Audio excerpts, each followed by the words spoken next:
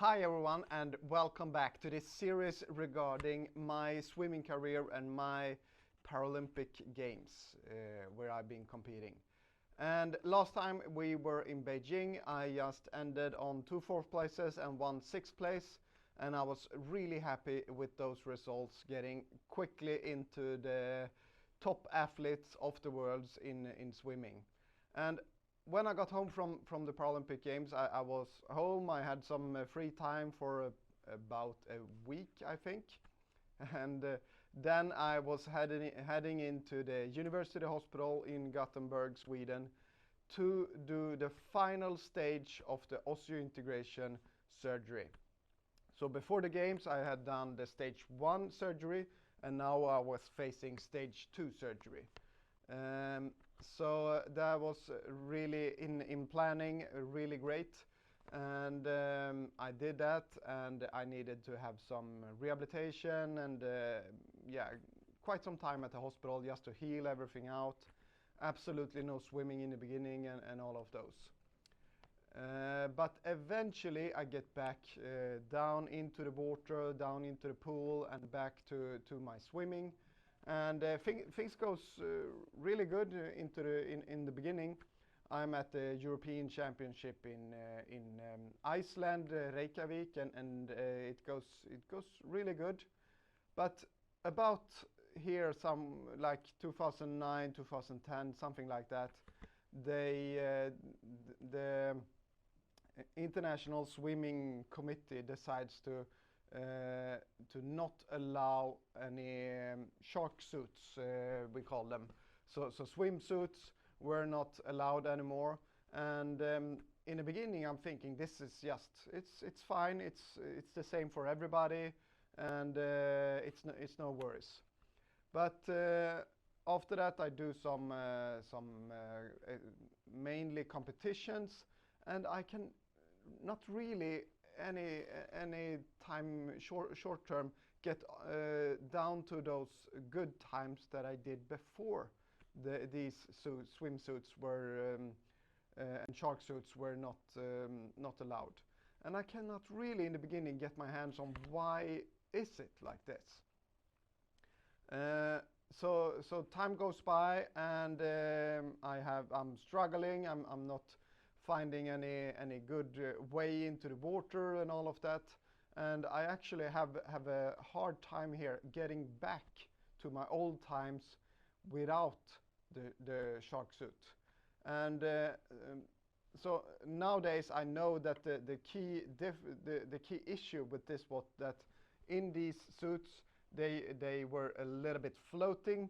And they helped me because when you're swimming with long legs, a majority of the legs, of course, they bring you forward as well, but they also bring the legs up, so you get a nice line up on the surface when you're swimming. And this shark suit did that for me, because apparently I don't have any legs left to kick with. So the shark suit helped me out with this. But when they weren't allowed anymore, my legs or lower end sank down a bit. So I was swimming more or less like this.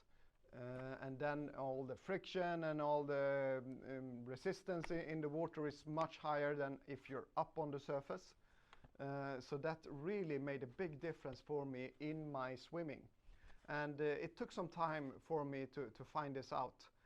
But eventually, with my coach, we find a new solution. I started working, and we remade my whole swimming technique, and I'm now starting to work with my core and my back, and just use those muscles to pull my legs and lower end of my body up to this nice straight line up on the surface. And then when I'm up there, I can swim as fast once again.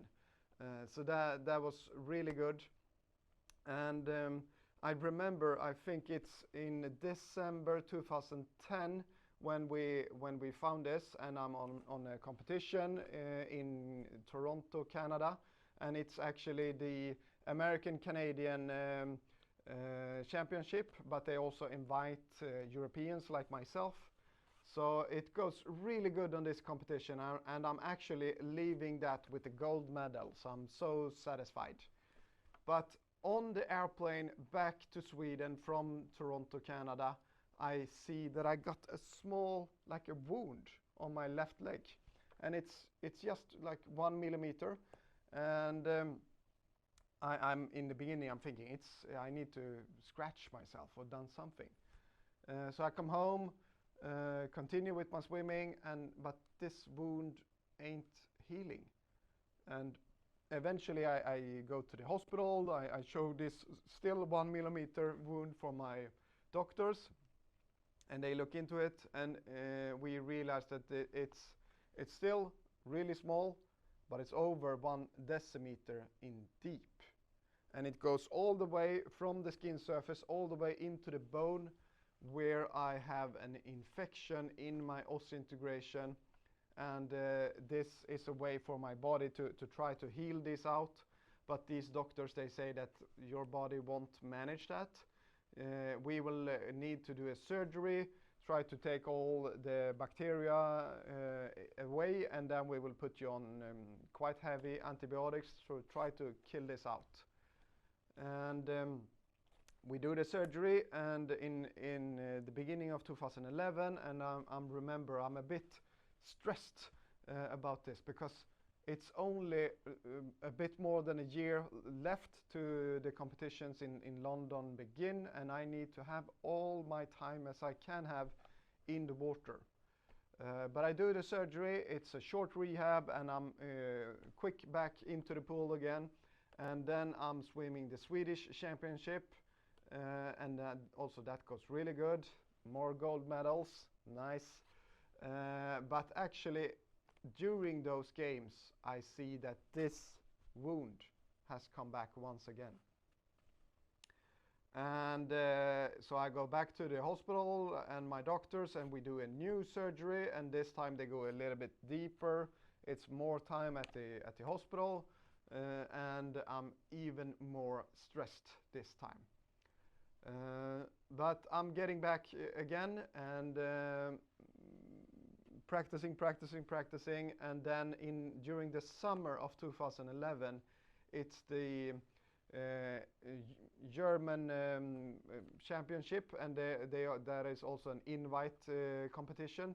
So I would say the majority, at least, of Europe attend this competition, and it goes really good. I end on the 3rd place, and my main competition within the Paralympics, they are all European. So this looks really promising, and I can almost reach a bronze medal also at the Paralympic Games in London. So looking great.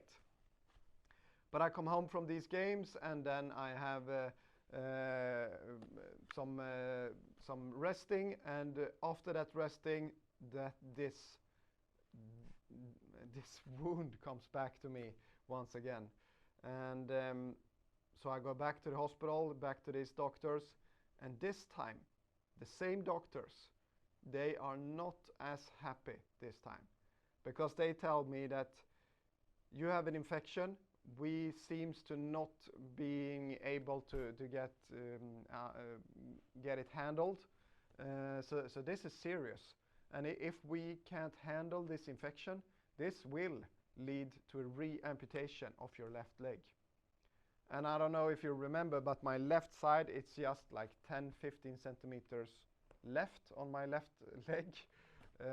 So if they need to re-amputate that, it will be a hip articulation, and it will not be any left leg still there.